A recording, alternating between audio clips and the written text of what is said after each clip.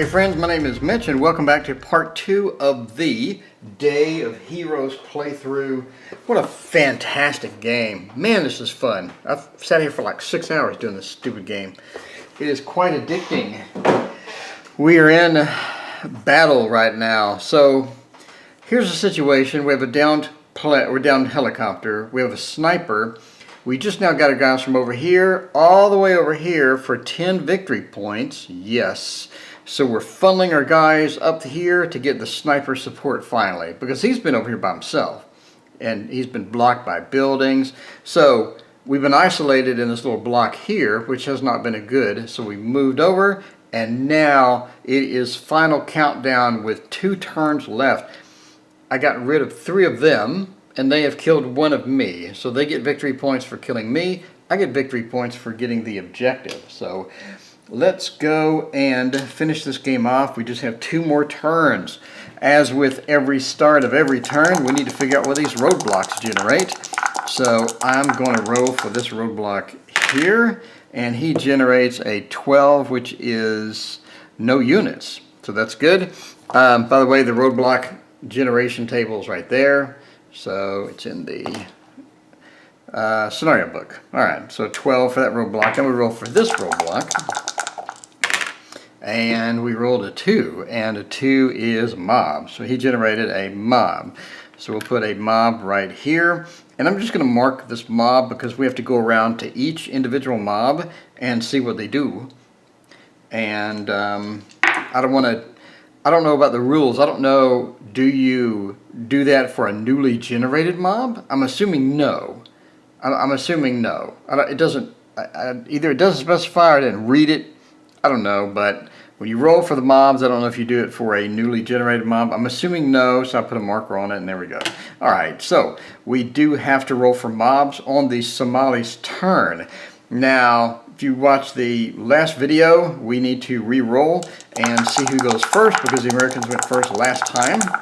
And we roll, and it looks like the Somalis go first, which has happened every single freaking turn in this game. So they go first. Now, we have to go and roll each individual mob to see what they do. Ugh. Start here. We roll a 1d6. I'm going to roll a red. What does this mob do? He does a 4, and if you look at the scenario guide, you'll see the mob activation table is here, and a 4 is mob turns mean, which seems to happen pretty much every time. Exaggeration, but seems to. Every time the mob turns mean. They just gotta relax. I mean, I'm just saying. Okay, so he turns mean. So he has a dude there. Now we go to this mob here.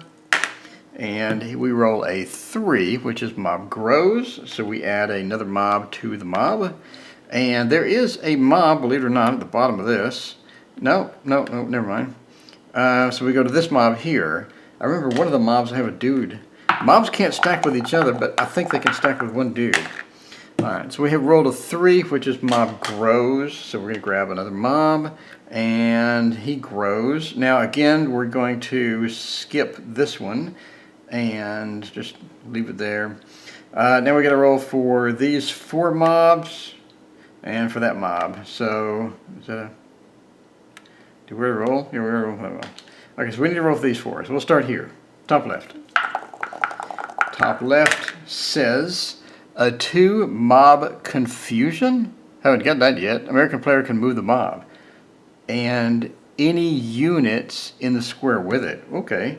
I can move them 2, 1. No. I'll move them 1. No. I don't know. I'll move them 1, 2. Okay, that works. 1, 2. Now we'll move this one. Roll for this one.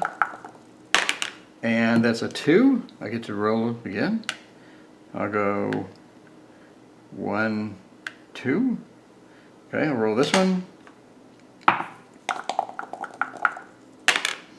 Does a 6. Somali player moves the mob up to 6. So mobs can only spawn on rows. I don't know what I'm doing. Let's say he's here. Pretend he's here. I can move him 6. But he's in the way, so I'm going to leave him here. I don't know if that's an option. I don't know if it's mandatory to move him 6 or not. It just says Somali player moves the mob, subtract 1 from the die roll for each fire through marker. I don't know. I guess you can move up to 6. I literally have no clue whatsoever. Can you move up to 6 or can you not move? I'm going to move because I want the experience of moving through the mob.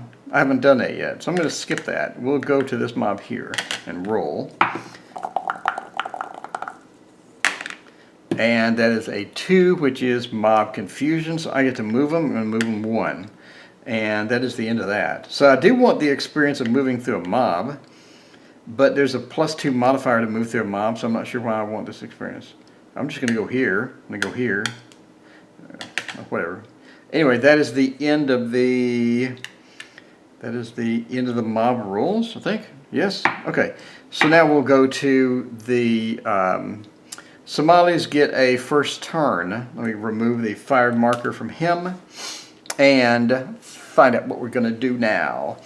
Somalis. So the Somalis came over here to shoot at this particular mob. That was their original plan, and they do have a leader, and they are on top of a mob. Did I roll for that mob or not? I don't remember. Let's assume no. I didn't even know he was there. So he rolled a 5. Somali player moves the mob. Okay. 1, 2, or 1, and then he's in the way. And then you have to fire through to hit me, I guess. I think that'd be okay, because I get negative points if I fire through a mob. So now if I want to hit him, I have to fire through the mob, and I get a negative victory point. So that would be optimal if I was Somali to do that. But for now, I have no firepower whatsoever, and I have a leader, which doesn't help me at all, so I can't really fire back, so I don't know what I'm doing in the first place. He needs to stack with somebody who can fire, and he could stack with this single man counter here. So I think that's what I'm going to do. So I'm going to leave him, and I'm going to move this guy up here and start shooting. He does not have a line of sight to this guy here. So what I'll do is I'll move here, and then I'll move this guy with me, and I don't have a leader. So I can stack 3 plus a leader plus a bazooka. So that's 1. These are single man counters. This should be an okay stack. This should be an okay stack because these are single man counters. I have a leader and then a mob guy. I'm confused on if this stack is okay or not. I'm going to assume it's okay. Really don't know. This is getting into the confusing territory of stacking on these mobs. Okay, I'm going to assume that's okay. Assumption. Alright, because that's a maximum of 3 anyway. He counts as 1, he doesn't count. So the only activation, well, the only active things we can do should be okay. Alright, so let's put him as moved. And now I want to determine if he wants to opportunity fire, and the answer is going to be sure, why not? Or he could opportunity fire. Let's go with a sniper. Sniper opportunity fires as he's trying to get in place. And let's see. In retrospect, probably should have moved like here or something, but that's okay. We already committed to it. Okay, sniper gets opportunity fire. Sniper's going to shoot. So the inherent sniper damage is 1, and he gets 2 dice. So let's put, my new thing I'm going to do is when they're firing, I'm going to put a marker beside them that they're firing. He's firing, and here's the target. So this inherent defense, what is that for? So rebel, which is that, is degrading. Movement cost for vehicle for leg is 3. Still should be okay. Because you had 4. And then target modifier is +3. Degrades LOS through any portion of the rebelled square. LOS traced down the edge square is not degraded. Okay, so he is in, so he was here, sorry. So he is in degrading. That's +3. That's nuts. That's nuts. Okay, so he is 1 inherent power fire. He is firing at this mob who gets a +3. Again, that's better than the buildings. Okay, so he gets a plus. I gotta check that again. That's insane. Rebel, target modifier, +3. Okay, so he gets a +3. So he shoots 1 to 3. Let's see how this goes. So because he's a sniper, he gets an extra die. So we need an extra blue die. What am I doing? Not an extra red die, an extra blue die. So 2 blue dice, 1 red. Alright. Wow. Jesus. We get an 11. And then he gets 2 more, so that is a 5. And we are rocking 11 plus 1, that is 12. Do I have a bigger dice? We're going to need a bigger dice, a bigger boat. So that's 12. Okay, so he gets a 12 to a 5, which is going to be an overrun of 7. So we have an overrun of 7 for the first time ever. Do I have a dice that does that? Yes. We have plenty of dice, lots and lots of dice. We have a 7 overrun.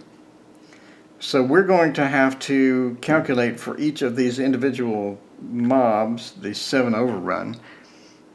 But they had a leader. So the leader has no actual leader value. It's a 0. So I'm assuming that doesn't calculate in anything. So we just have a bunch of individual mobs. Okay, so we have a 7. So if there are multiple units in the target hex, randomly determine which target the sniper attacks. The sniper attacks only affects 1 unit. So let's roll for the total damage, which is going to be a ton. Wow, it's going to be 13 damage. So I need a number between 1 and 3. Let's roll a 6. So 4. So it'll be the second unit. The second unit is the one that gets hit. That is going to be quite a bit of damage to this poor guy here. So he has a 4 as his morale, and we just pretty much whopped him and killed him off. So that's a nice set of casualties there, I have to say. So now I have fired. And again, I'm not sure, does opportunity fire mean that's my turn? Okay, so it says that it occurs during the opposing player's impulse, sorry for the glare, and is not considered an impulse. It's not considered an impulse. So that means I can still go, even though I fired at him, which is cool. So it is my turn. So I'm going to, so if I move through this mob, it's like a -2, and I can just move through this building for a -1. It's like whatever. Okay. So I'm going to go 2,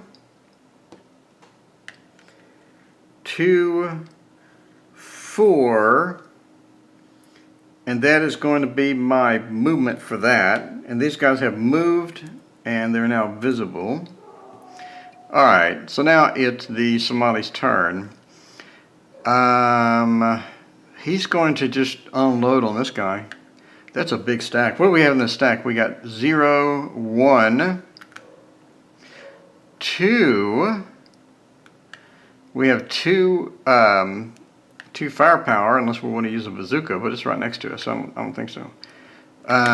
So we got 2 firepower. So we have 2 inherent firepower. Let's mark this out.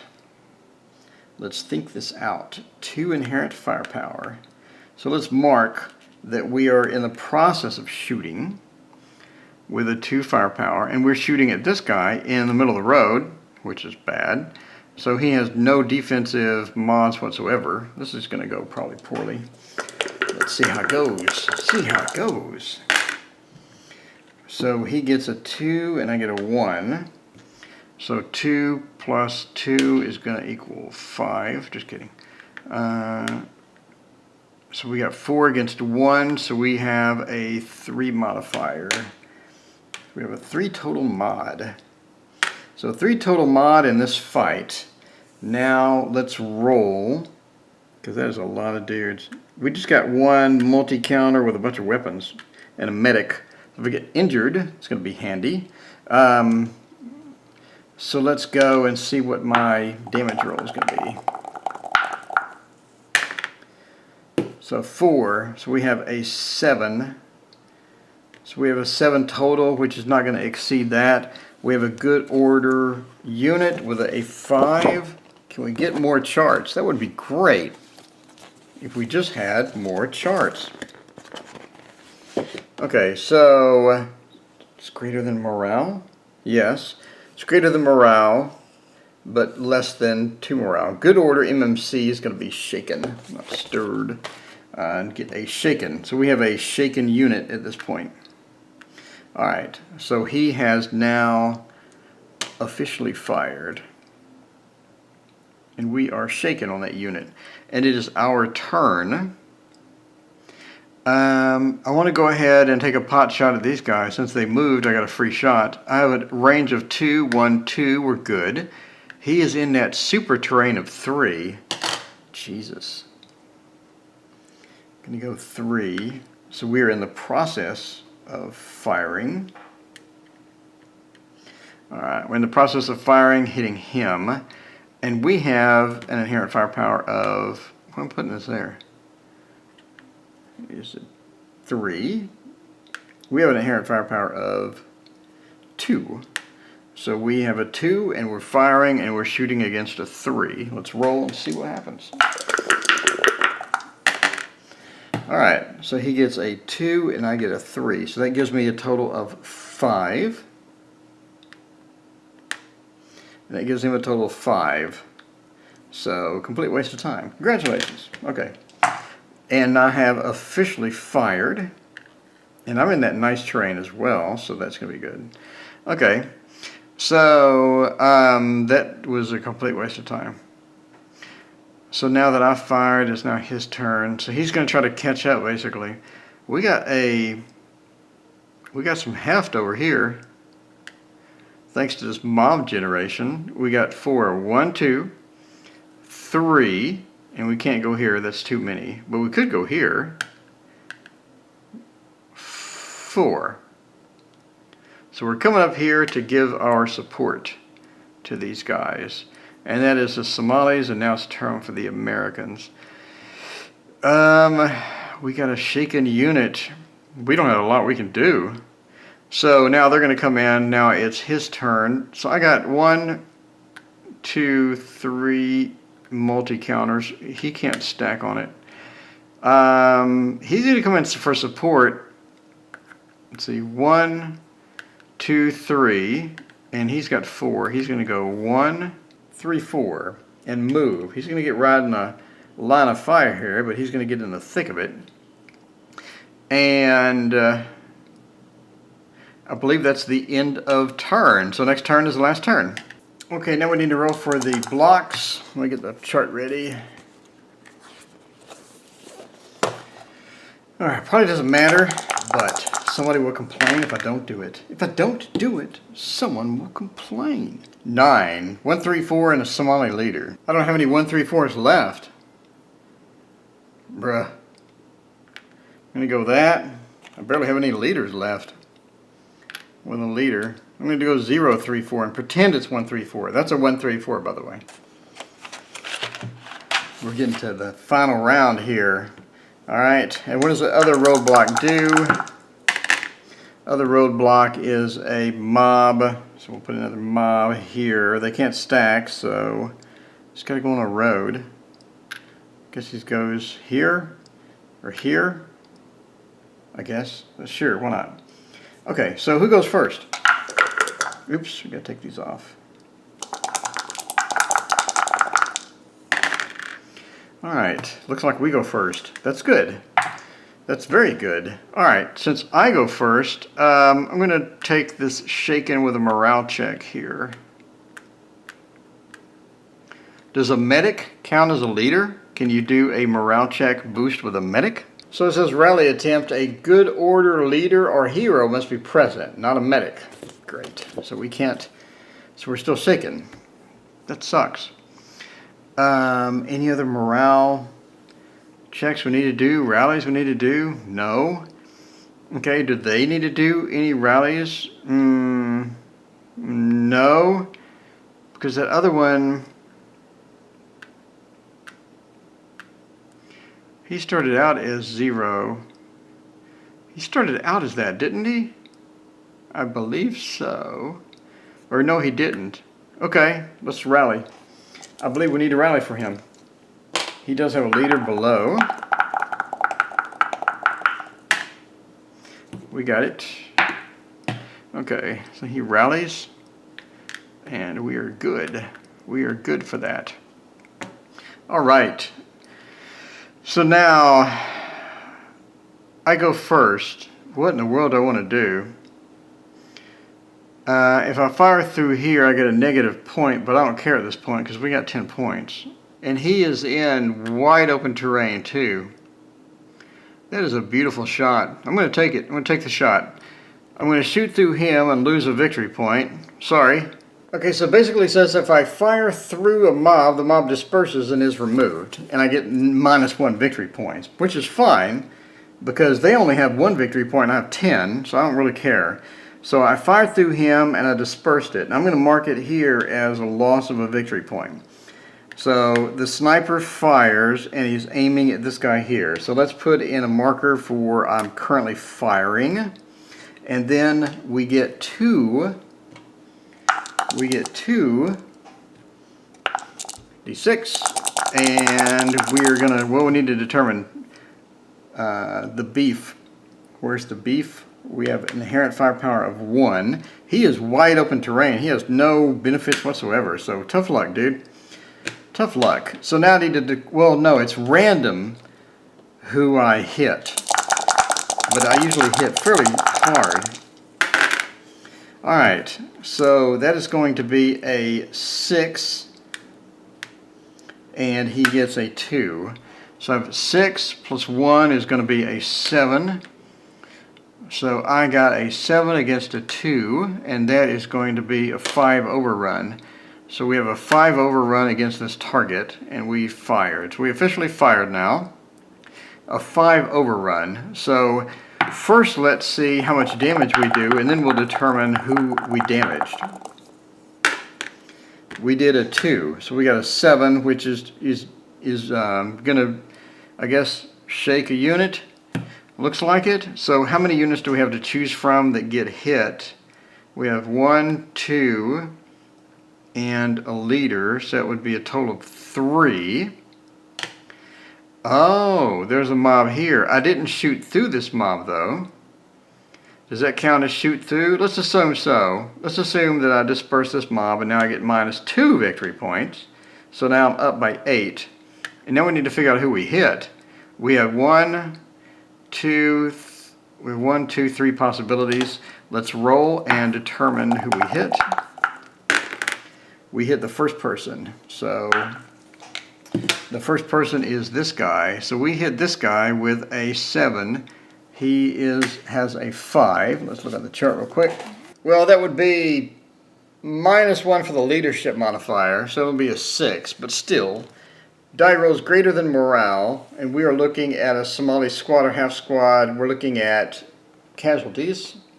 So he gets casualties. So he moves from this side to that side. So now he is a single unit. And sorry for the not counting the leadership, but it doesn't really matter at this point. We're turn 6. Okay, so he fired and he is hit. Alright. So now it is time for them to go. And we could just replicate this firefight here. I think that's what I'm going to do. He's going to go ahead and fire. So he gets so he is firing. and firing at this target, and he gets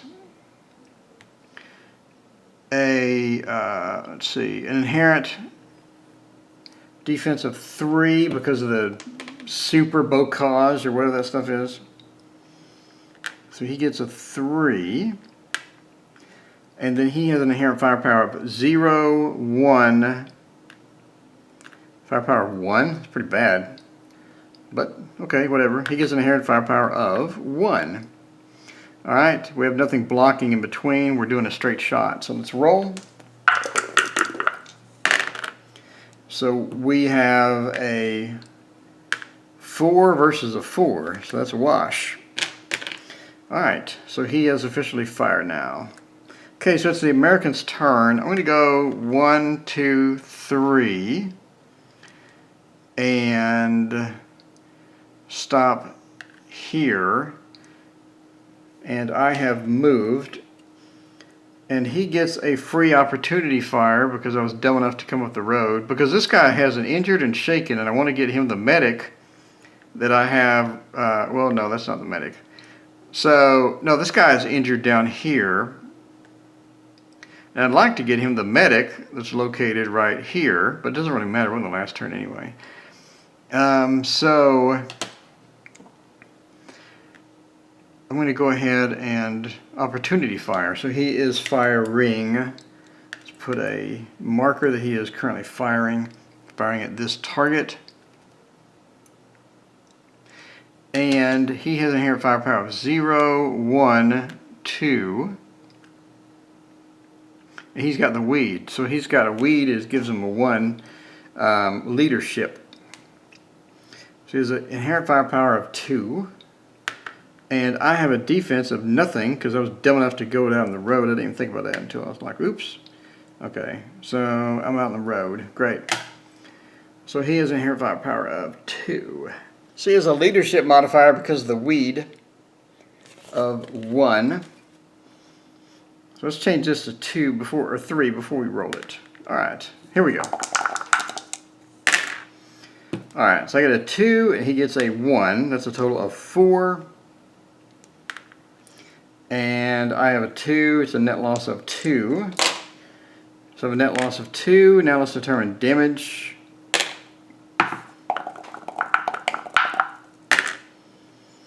So damage would be 7 for that mob. Just have a bunch of weapons and a leader. I have to determine damage for the leader. So it would only be a 1 because I have a leader, right? Because you get a +1 defense for the leader. Forget about that. So it'll be a 6. So that is a 6. So that is that shaken? It's a good order unit. It is shaken. That would be casualties and wounded. If he's already shaken, it's casualties. Otherwise, it's wounded. I'm going to turn him over to his shaken side. Put him over there. And then the next one, we'll see. I think you do the leader first, actually. Let's process the leader first. The leader has 6. So he would be shaken. Okay, so he's 6, he would be shaken. Alright, so we got 6 again, so he would be shaken. It'd be 7. It'd still be 7 because now we lost the leader. He would be shaken, and then we have a wounded. I'm not sure how to deal with a wounded.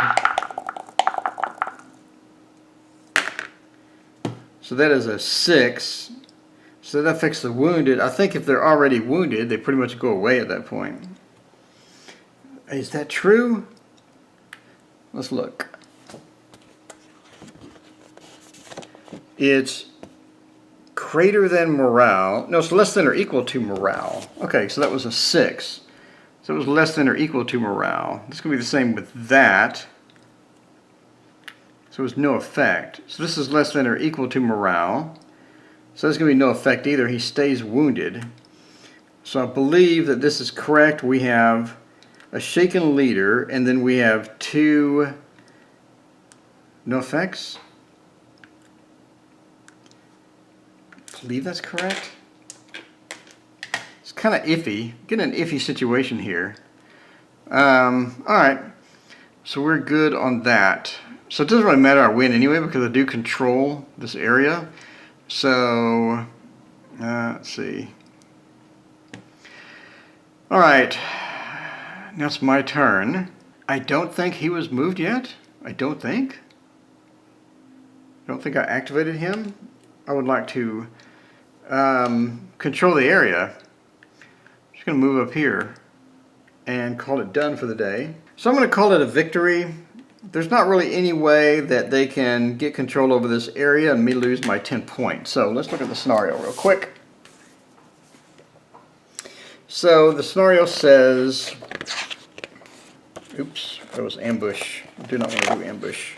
Already did ambush. Scenario, victory conditions. To win, the Americans must have victory points, more victory points than the Somalis, and that is correct because they only killed one of my guys. At the scenario's end, which is 6 turns, that's correct. The Americans receive, if they control square 07 at the scenario's end, which I do control that square. The Somalis receive 3 VPs for every eliminated American. Alright, so that's 3 VPs there. 1 VP for each captured, possessed American support weapon. No, 1 VP for each mob the American player disperses. So 3, 4, 5 for the Somalis and 10 for me, therefore I win. So that is the end of this scenario. So general impressions, I'll post a review in another thing, but the general impressions is it's a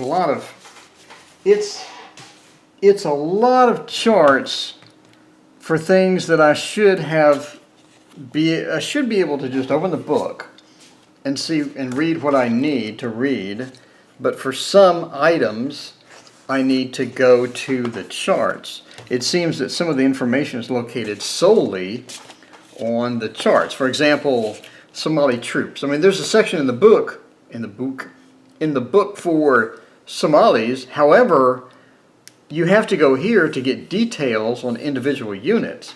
And it seemed like if you're going to put the Somali details in here, put it all in here. Don't put half of it in here and half of it in this handout. So I have to go look 9 different places. I mean, that's my only gripe so far.